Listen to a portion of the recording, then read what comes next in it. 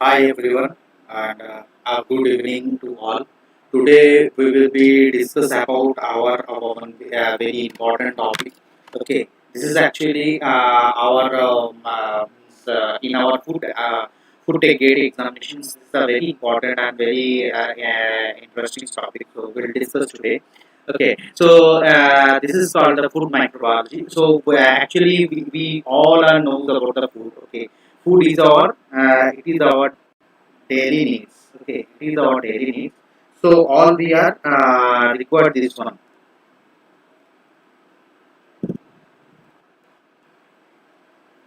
So now we can go ahead with our main topic. What is the food microbiology? So you can say this is a chapter where we can discuss about that the effectivity and as well as that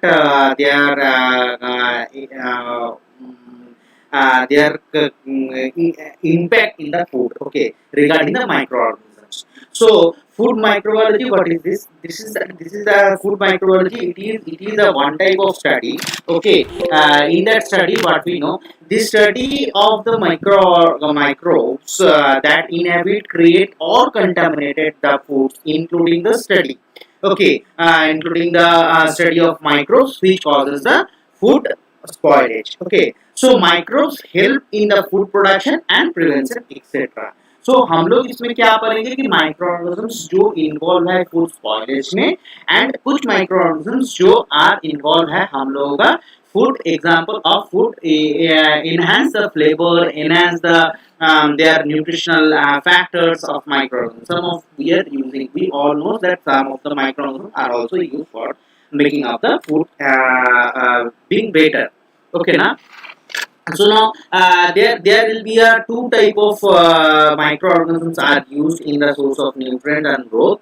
Either the result of deterioration, what I told, it's the deterioration or spoil, and this interaction between microorganisms to give the beneficial to the humans. Okay, when they utilize the nutrients of the food, it involves the changes of the food compound like synthesis and new compound that is causes the spoilage of the food. मतलब क्या है कि अगर आपका product में जो nutrients available है and वो फेवरेबल कंडीशन में वो फूड को अगर आप नहीं यूज कर रहे हो and there will be some microorganism which are able to grow in that favourable condition, then वो अपना काम दिखाएगा. कैसा काम दिखाएगा ना, वो they may be they may be spoil your food, or they may be helpful for your food to be better. Okay, so now we can see that what is the desirable and what is the undesirable, means undesirable of the microorganisms. So how we prevent the deteriorations of food by microorganisms? So we can, our main focus is to protect the microorganisms from the food. That's why this chapter is very important. Okay, so that is the first priority. We have to minimize the contact between the microorganisms and food. Okay, eliminate the microorganisms from the food by using of heat, by using of some other energy, by using of some chemicals, whatever it is. And understanding about the preservation of food, कैसे preservation होता है वो हम लोगों को जानना है.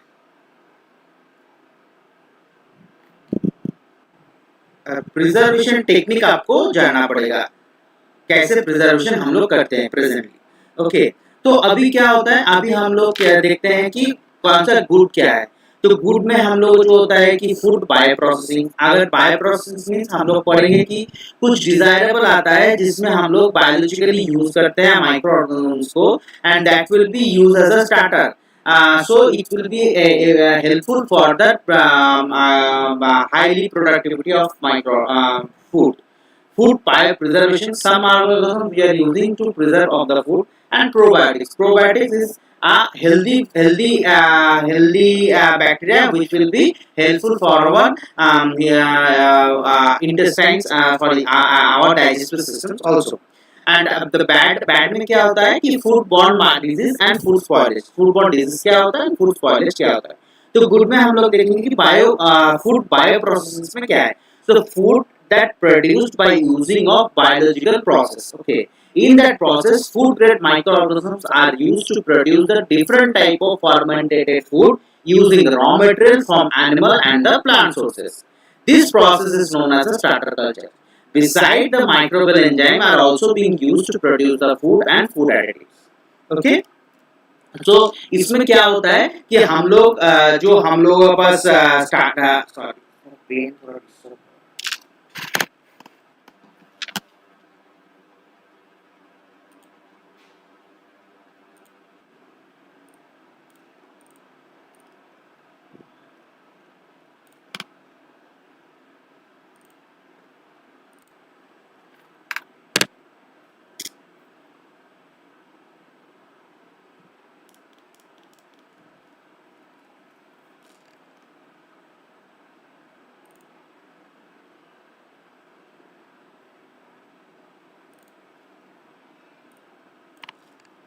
तो अभी आपका जो डिजायरेबल बैक्टीरिया है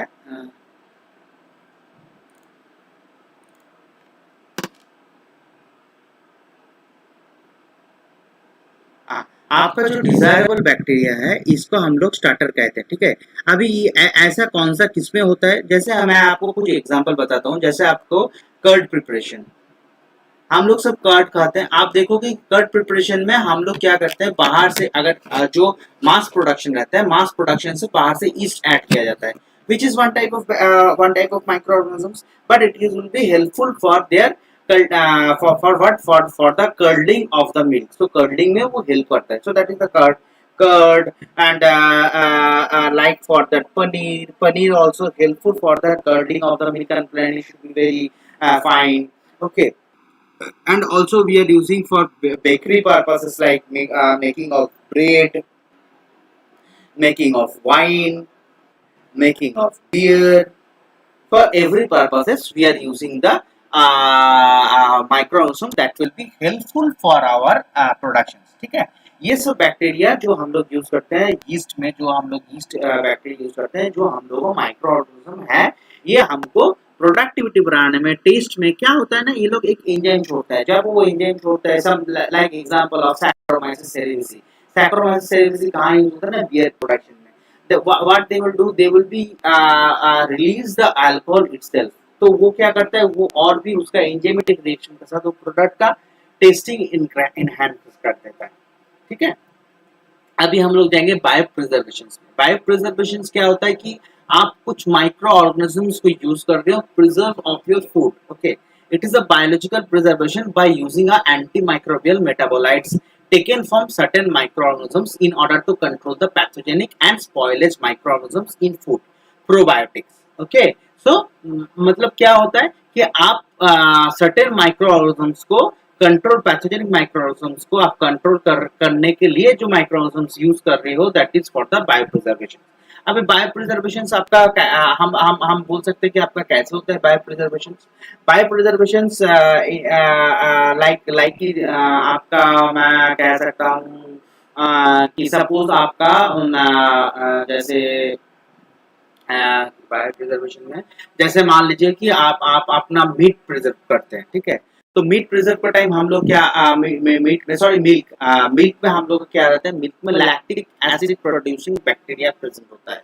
ओके, सो मिल्क में लैक्टिक एसिड बैक्टीरिया प्रेजेंट होने के कारण से वो क्या करता है, बाहर से माइक्रो ऑर्गेनिजम्स को ग्रोथ होने पे, स्पॉलेज होने पे नहीं रोकता है, लाइक बैक्टीरियोफाज। ओके, सो बैक्टीरियोफाज टाइप का वो हेल्प करता है इसमें। बट अगर क्या होता है, अगर वो फेवरेबल कंडीशन उसको मिल गया तो फेवरेबल कंडीशन में वो क्या करेगा, उसका ग्रोथ फिर से हो जाएगा, ठीक है। तो वो फिर से होने के लिए उसको फिर से क्या होता है,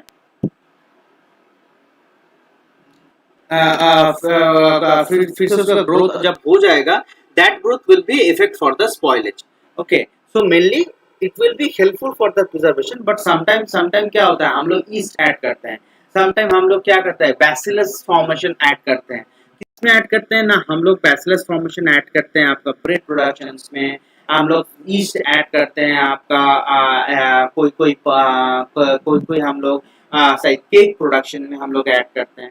तो ये क्या करता है, ये जैसे आपका टेक्सचर इंक्रीज करता है, वैसे आपका प्रिजर्व एज अ प्रिजर्वेटिव भी यूज होता है। अभी प्रोबायोटिक्स क्या है? Probiotics is a beneficiary life cell of bacteria, very important, it is a, आप इसमें देखिएगा, ठीक है, it is a life cell of bacteria and friendly bacteria culture taken orally intended into improve our health by promoting our body natural immunity and improving the digestion system. So इसमें क्या होता है, हम लोग लाइफ सेल कल्चर भी use करते हैं, जिस जो लाइफ सेल कल्चर यूज होता है वो हम लोग को हेल्प करते हैं हम लोग इम्यूनिटी पावर बूस्ट करने पे। इसमें भी कोई आपका means bacillus formation of bacteria का यूज होता है, ठीक है। तो इसको क्या होता है कि ये जो सेल्स है, ये सेल का जो ग्रोथ फेज है, जो ग्रोथ फेज को स्टेशनरी फेज से रुकाया जाता है, एंड जब वो अपना शरीर पे जाएगा, आप उसको पिएंगे, आपका शरीर पे जाएगा, then it will be as a normal, जो आपका नॉर्मल माइक्रोफ्लोरा होता है उसका साथ रिएक्ट करने के बाद आपका नॉर्मल बॉडी को वो प्रोमोट करेगा एंड उसका आपका इम्यूनिटी पावर भी स्ट्रांग करेगा, जैसे डाइजेस्टिव सिस्टम को आपको स्ट्रांग करेगा, ठीक है। अभी बैड में क्या आता है? बैड में तो आपका सबसे इंपॉर्टेंट है, बैड में food bone disease and food spoilage.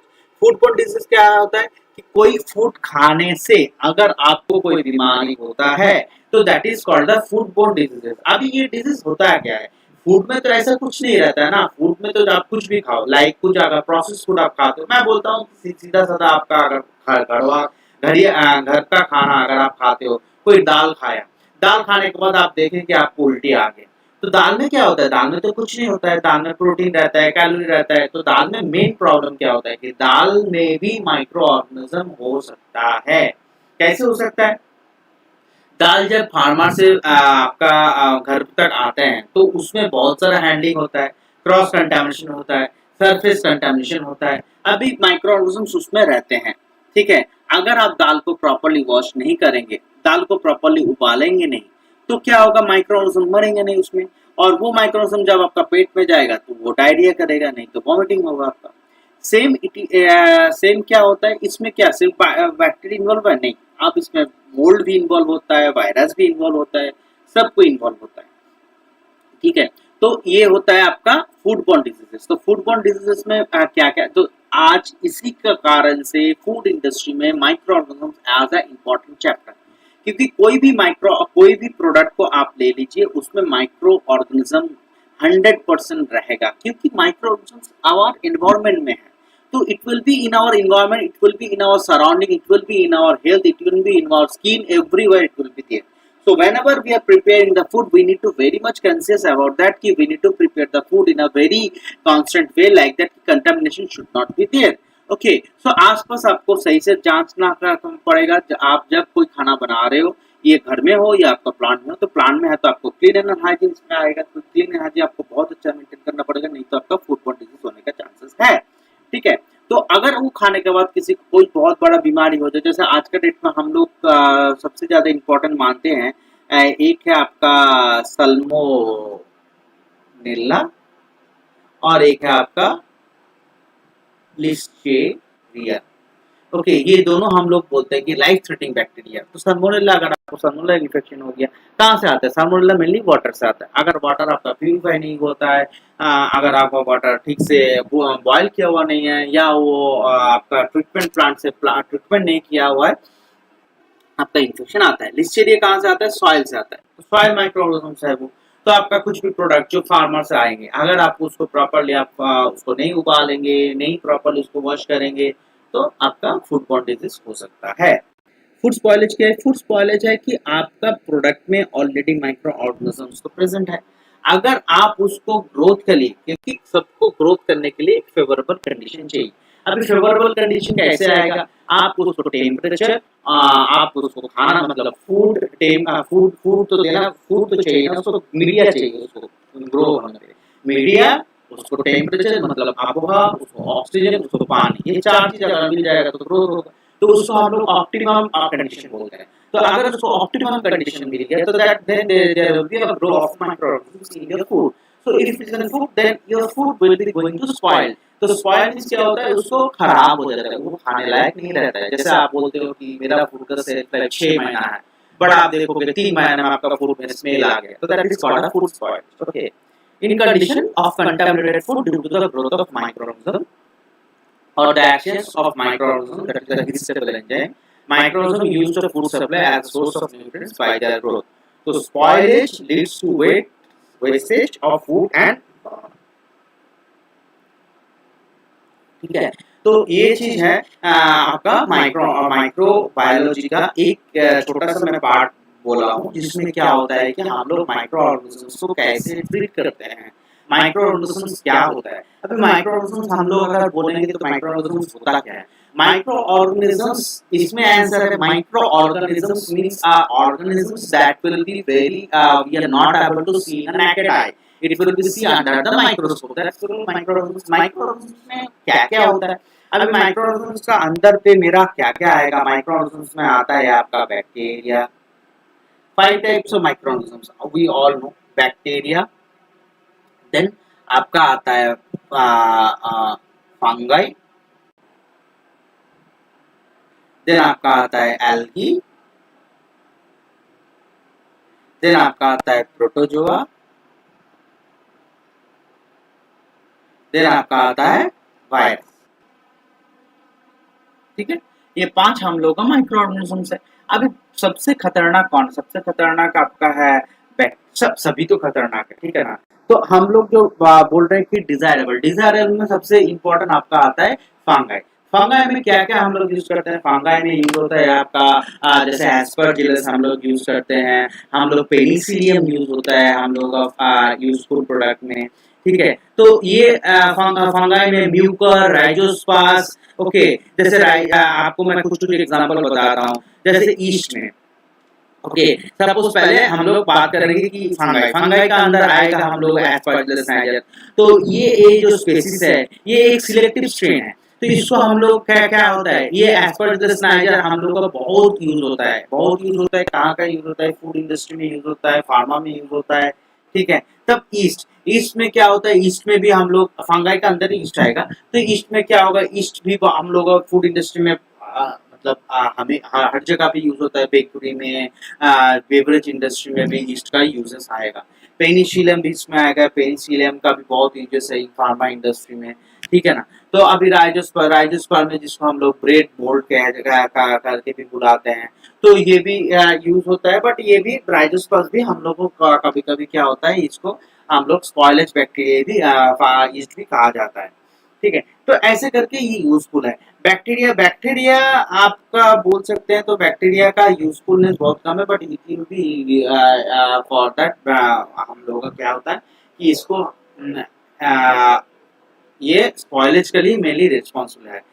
Virus सबको पता है कि virus is not a very easy, it's a very dangerous, and protozoa है also very dangerous. So lot of protozoan disease is there in our India, which will be like you all knows, like what is the protozoan? Very important. Malaria, dengue, typhoid, all are is a protozoan disease. Okay, so it will be like a carrier. Okay, so we need to take all the things like that.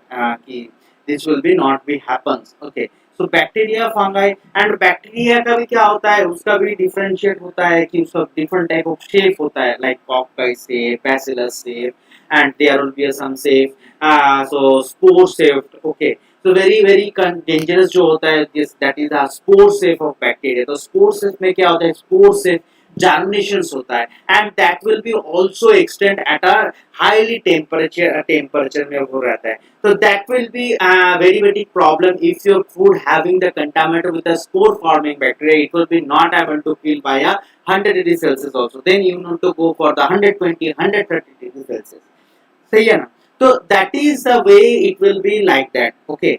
So food में भी ऐसा ही होता है। Food में भी तो हम लोगों को क्या होता है, आज के जो क्लासेस है उसमें मैं थोड़ा जस्ट इंट्रोडक्शन दिया हूँ कि अगर हम लोगों को कोई भी फूड बनाना है तो उसमें दोनों चीज देखना पड़ेगा कि डिजायरेबल क्या है, अनडिजायरेबल क्या है। माइक्रो ऑर्गेनिजम्स जो डिजायरेबल है that will be used in food industry is a very easy way, but undesirable bacteria like food poisoning and food borne disease वो हमको बहुत इंपॉर्टेंटली देखना पड़ेगा। कोई भी फूड है जो स्पॉइलेज हो सकता है by help of any of the bacteria, fungal और प्रोटोजोआ वायरसेस, सो आपको उसका प्रोटेक्शन वे निकालना पड़ेगा। कैसे हम उसको प्रोटेक्शन करेंगे, क्या क्या मेरा पास उसका प्रोटेक्शन करने के लिए उसको क्या क्या हमको उसको प्रिकॉशन लेना पड़ेगा। तो उसने फूड इंडस्ट्री में आज के डेट में different type of mechanism are there. Some mechanism are called the pasteurization, sterilization, heating. Okay, then heating, pasteurization, sterilizations, except of that freezing, blast freezing, cold freezing. Lot of positive are there where we can go for the decrease of our microorganism growth in from the food. Okay, so that's all from today classes. It's a very brief classes about the food microbiology. Anyone have any questions about that? Please let me know. I'll be here to give you answers. Okay. Thank you everyone. Thank you for joining us with me and good night. Say you bye bye tata.